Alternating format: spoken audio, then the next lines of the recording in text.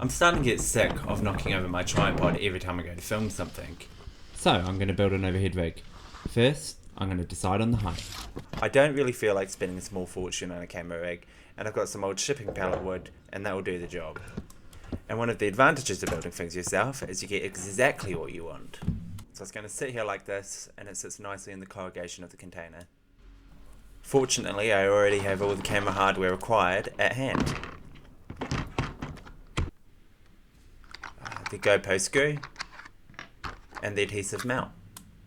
As my old GoPro will now demonstrate, it just clips in like that. So 70 centimeters is actually going to be too short, as in my eye line. So I'm actually going to take it to maybe 85, 90 in this sort of range here, so I don't whack my head on the camera. Fortunately, I was yet to cut the wood, so I could just mark my new measurement. And a quick test fit. Then I could mark the centre line, so I can find the middle fast, along with the workbench's centre line as well. And a quick trim. And didn't check the depth of my saw blade, so I had to come back round.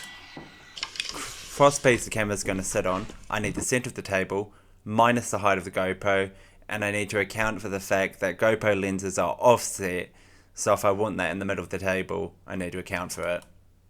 But it turns out we do have a calculator in our pocket, so it did the maths for me.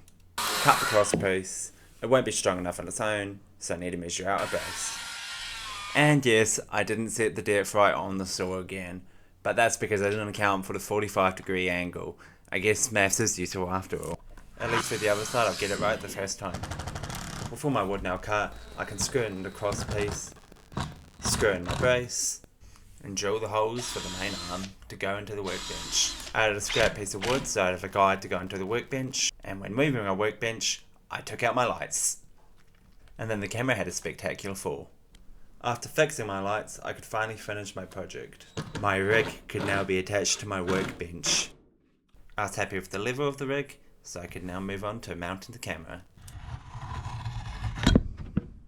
Just a little bit of finessing to get the camera in the correct spot. Once I was happy, I marked it out, sanded the wood it was going to mount to, so the adhesive had something smooth to stick to. Of course, I've got to test it out, so here's a time lapse of me tidying my workbench.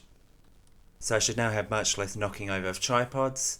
I'm really happy with the results of this rig and the value it's going to bring to my production.